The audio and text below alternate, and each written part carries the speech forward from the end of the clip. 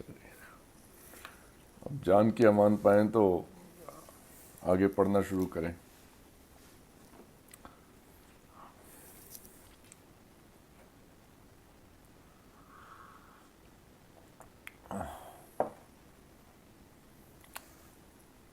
اچھا جی، okay, so let start.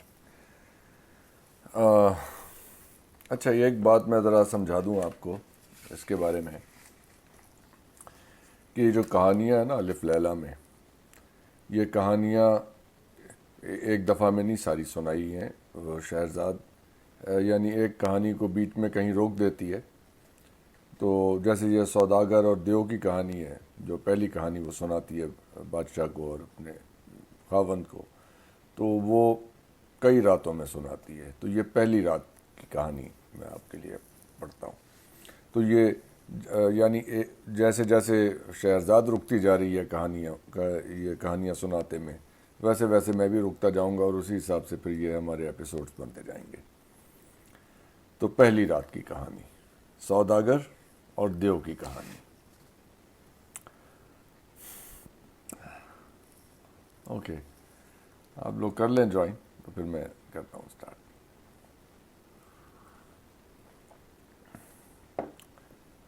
Shahrzad نے کہا کہ اے نیک بخت بادشاہ، کہتے ہیں کہ ایک سوداگر تھا. اس کا کاروبار اور بیوپار بہت سے ملکوں میں پھیلا ہوا تھا. ایک روز وہ سوار ہو کر کسی ملک کی طرف روانہ ہوا.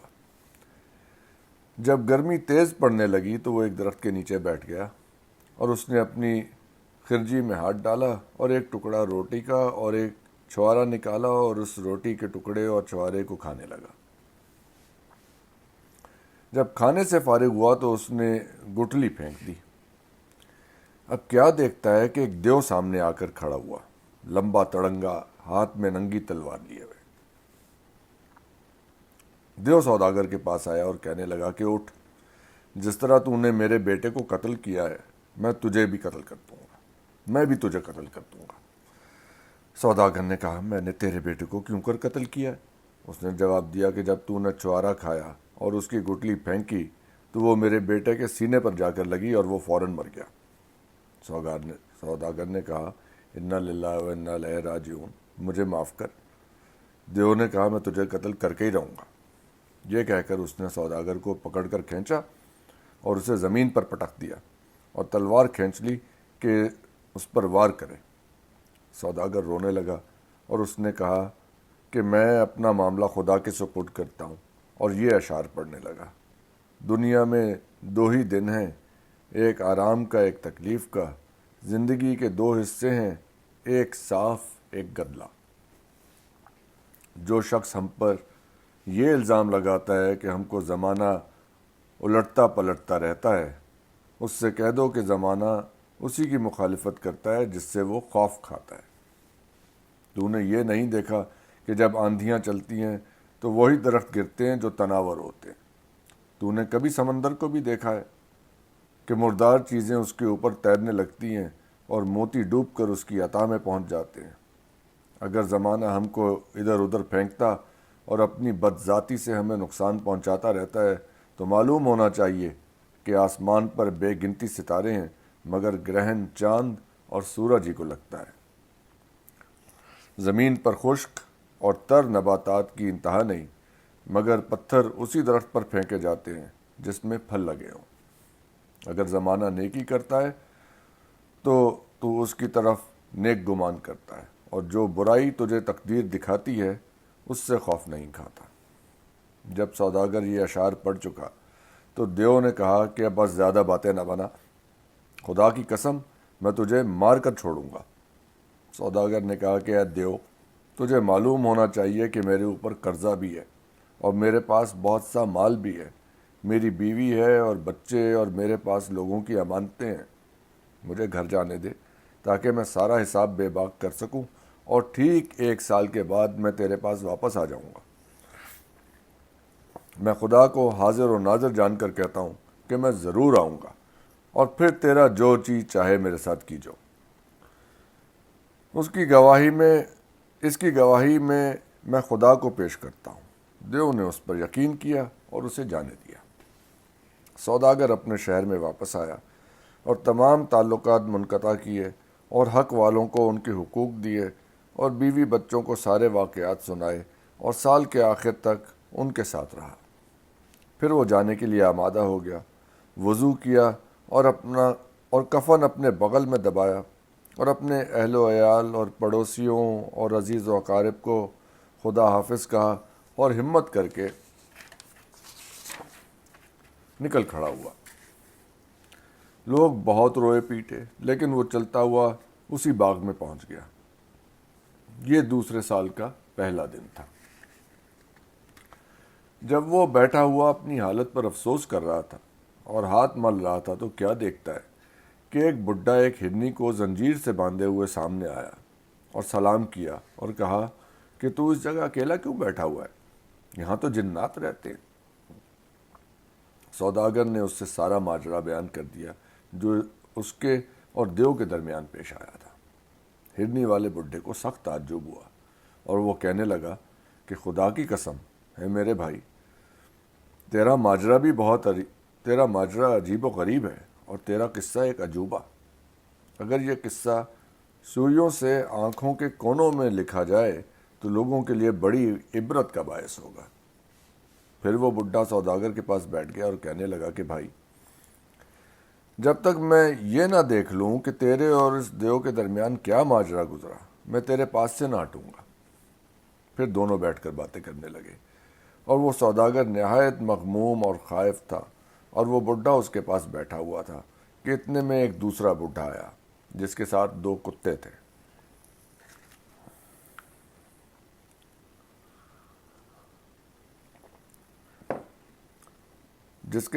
کتے تھے۔ کالے اور شکاری۔ اس نے ان دونوں شخصوں کو سلام کیا اور ان کا حال پوچھا اور کہا کہ تم لوگ یہاں کیوں بیٹھے ہو؟ یہاں تو دیو جن رہتے ہیں۔ انہوں نے سارا قصہ شروع سے لے کر آخر تک بیان کیا۔ ابھی وہ بیٹھے ہی تھے کہ تیسرا بڈھا آیا۔ اس کے ساتھ سبز رنگ کا ایک خچر تھا۔ اس نے انہیں سلام کیا اور پوچھا کہ تم لوگ یہاں کیوں بیٹھے ہو؟ انہوں نے سارا قصہ شروع سے آخر تک بیان کر دیا اور اے میرے بزرگوں، دہرانے میں کوئی فائدہ نہیں۔ وہ بھی ان کے ساتھ بیٹھ گیا کہ اتنے میں غبار اٹھا اور سخت آندھی چلنے لگی۔ غبار پھٹا اور اس میں سے وہی دیو نکلا۔ اس کے ہاتھ میں ننگی تلوار تھی اور اس کی آنکھوں سے انگارے نکل رہے تھے۔ وہ ان کی طرف لپکا اور اس کے درمیان میں سے اس سوداگر کا ہاتھ پکڑ کر گھسیٹ لیا اور اس سے کہنے لگا کہ ادھر آ تاکہ میں تجھے قتل کر دوں جس طرح تو نے میرے لخت جگر میرے بیٹے کو قتل کیا ہے۔ سوداگر رونے پیٹنے لگا اور وہ تینوں بڈھے بھی روتے اور واویلا کرتے ہوئے اٹھ کھڑے ہوئے۔ پہلا بڈھا جس کے پاس ہرنی تھی آگے بڑھا اور دیو کے ہاتھوں کو بوسہ دے کر کہنے لگا کہ اے دیو اور دیووں کے سرتاج، میں تجھ سے اپنا اور اس ہرنی کا قصہ بیان کرتا ہوں۔ اگر وہ تجھے عجیب و غریب معلوم ہو تو اس سوداگر کا تہائی خون بخش دیجیے۔ اس نے کہا بہت خوب، اے بڈھے تو قصہ بیان کر، اگر وہ مجھے عجیب و غریب معلوم ہوگا تو میں اس سوداگر کا تہائی خون بخش دوں گا۔ پہلے بڈھے کا قصہ۔ بڈھے نے کہا اے دیو سن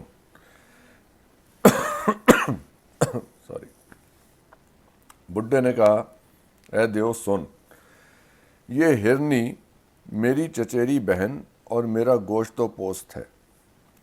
اس کی شادی اس وقت ہوئی جب وہ کم سن تھی۔ تقریباً 30 سال تک میں اس کے ساتھ رہا لیکن کوئی اولاد نہ ہوئی۔ پھر میں نے ایک لونڈی سے ہم بستری کی اور اس سے ایک لڑکا پیدا ہوا جو 14ویں رات کے چاند کی طرح تھا اور جس کی آنکھیں اور بھویں اپنا جواب نہ رکھتی تھیں۔ جب وہ بڑھ کر 15 سال کا ہوا تو اس وقت مجھے بعض شہروں کے دورہ کرنے کی ضرورت پیش آئی اور میں سوداگری کا سامان لے کر روانہ ہو گیا۔ یہ میری چچیری بہن بچپن سے جادو ٹونا جانتی تھی۔ اس نے میرے لڑکے کو جادو کے زور سے بچڑا بنا دیا اور اس کی ماں کو گائے اور دونوں کو چرواہے کے سپرد کر دیا۔ جب ایک مدت کے بعد میں سفر سے لوٹا تو میں نے اپنے بیٹے اور اس کی ماں کا حال پوچھا۔ اس نے کہا تیری بیوی مر گئی اور تیرا لڑکا نامعلوم کہاں بھاگ گیا۔ میں نہایت غمگین اور آبدیدہ رہنے لگا، یہاں تک کہ 1 سال گزر گیا اور بڑی عید آئی۔ میں نے اپنے چرواہے کو بلا بھیجا اور اسے حکم دیا کہ ایک موٹی تازی گائے لائے۔ وہ ایک موٹی تازی گائے لے آیا، اور وہ گائے وہی لونڈی تھی جس پر اس ہرنی نے جادو کیا تھا۔ جب میں قربانی کرنے کے لیے آمادہ ہوا اور چھری ہاتھ میں لی کہ اس کو ذبح کر دوں تو وہ چلانے اور شور مچانے لگی۔ مجھے تعجب ہوا اور اس پر ترس آیا، اور میں نے ہاتھ روک لیا اور چرواہے سے کہا کہ دوسری گائے لا۔ اس پر میری چچیری بہن چلا اٹھی کہ نہیں، اسی کو ذبح کر، اس سے اچھی اور موٹی تازی ہمارے پاس کوئی اور گائے نہیں ہے۔ میں دوبارہ اسے ذبح کرنے کے لیے اٹھا، لیکن وہ پھر چلانے لگی۔ میں نے چرواہے سے کہا کہ لے، تو اس کو ذبح کر اور اس کی کھال کھینچ۔ اس نے ذبح کیا اور اس کی کھال کھینچی، لیکن سوائے کھال اور ہڈیوں کے نہ تو اس میں گوشت نکلا اور نہ چربی۔ اسے ذبح کر کے میں نہایت پچھتایا، لیکن اب پچھتانے سے کیا ہوتا تھا۔ میں نے وہ گائے اسی چرواہے کے حوالے کر دی اور اس سے کہا کہ اچھا ایک موٹا تازہ بچھڑا لا۔ وہ میرے لڑکے کو لے آیا۔ جب بچھڑے نے مجھے دیکھا تو وہ رسی توڑا کر میرے پاس آ گیا اور میرے سامنے زمین پر لوٹنے اور چلانے اور رونے لگا۔ مجھے ترس آ گیا اور میں نے چرواہے سے کہا کہ کوئی اور گائے لا اور اس کو چھوڑ دے۔ یہ سنتے ہی یہ ہرنی، جو میری چچیری بہن ہے، میرے اوپر چلا دوڑی اور کہنے لگی کہ تجھے اسی بچھڑے کو ذبح کرنا ہوگا۔ آج کا دن مبارک دن ہے جس میں صرف عمدہ جانور ذبح کیا جاتا ہے، اور ہمارے بچھڑوں میں سے نہ تو کوئی اس سے زیادہ موٹا تازہ ہے اور نہ خوبصورت۔ میں نے کہا کہ دیکھ، اس گائے میں کیا نکلا جس کو میں نے تیرے کہنے پر ذبح کیا تھا۔ ہمیں کچھ بھی ہاتھ نہ لگا اور ذبح کر کے الٹا پچھتانا پڑا۔ اب میں تیری بات ہرگز نہ مانوں گا اور میں بچڑے کو ذبح نہ کروں گا۔ اس نے کہا کہ خدا کی قسم، آج سے مبارک دن میں تجھے اسی کو ذبح کرنا پڑے گا، اور اگر تو نے ذبح نہ کیا تو آج سے نہ تو میرا شوہر ہے اور نہ میں تیری بیوی۔ جب میں نے اس سے اس طرح کی سخت بات سنی اور اس کے دل کی مجھے خبر نہ تھی، تو میں ہاتھ میں چھری لے کر بچڑے کی طرف بڑھا۔ جب شہرزاد یہاں تک بیان کر چکی تو اس کو صبح ہوتی ہوئی نظر آئی، اور اس نے وہ کہانی بند کر دی جس کی اسے اجازت ملی تھی۔ بہن نے کہا کہ تیری کہانی کیسی اچھی اور عمدہ اور مزیدار اور میٹھی ہے۔ اس نے جواب دیا کہ اگر بادشاہ سلامت نے مجھے زندہ چھوڑا تو کل کہانی اس سے بڑھ چڑھ کر ہوگی۔ بادشاہ نے اپنے دل میں کہا کہ خدا کی قسم، جب تک میں باقی کہانی نہ سن لوں گا ہرگز قتل نہ کروں گا۔ پھر ان دونوں نے وہ باقی رات ہم آغوش ہو کر گزاری۔ جب صبح ہوئی تو بادشاہ دربار میں آیا اور وزیر بغل میں کفن دبائے حاضر ہوا۔ بادشاہ نے احکام جاری کیے اور کسی کا تقرر کیا اور کسی کو برخاست کیا، یہاں تک کہ شام ہو گئی، مگر وزیر کو سخت تعجب ہوا۔ اب دربار برخاست ہوا اور شہریار بادشاہ اپنے محل میں داخل ہوا۔ اس کے بعد آئے گی دوسری رات کی کہانی، اس کو میں اب اگلی دفعہ پڑھوں گا۔ تو تھینک یو فار واچنگ۔ اب یہ ہے کہ بھائی میں نے پہلی جو 2 کہانیاں ہیں، 2 ویڈیوز، وہ میں نے کر دی ہیں پبلک۔ اب آپ جانیں اور آپ کا خدا جانے، کیونکہ لوگوں نے مجھے یقین دلایا تھا کہ جی اس میں کوئی پریشانی نہیں ہے اور آپ اس کو بغیر پرواہ کیے آپ اسے پبلک کر دیں، اور ان کی بات میں وزن بھی تھا، اور اس میں یہ ہے کہ یہ ایک پبلشڈ ورک ہے، اور میں شروع میں بتا چکا ہوں کہ اس کے اندر ایڈلٹ کانٹینٹ ہے، اور جو لوگ اس غلط فہمی میں مبتلا ہیں کہ الف لیلا جو ہے وہ بچوں کی کہانیاں ہیں، تو وہ اپنی غلط فہمی دور کر لیں اس میں، اور ان کہانیوں کو اب ظاہر ہے if you are an adult تو یو آر اب رسپانسبل پرسن، اچھے برے کے آپ مالک ہیں، اور جو میں نے بتانا تھا وہ میں شروع میں بتا چکا ہوں. آپ ان کہانیوں کو انجوائے کیجیے. All right.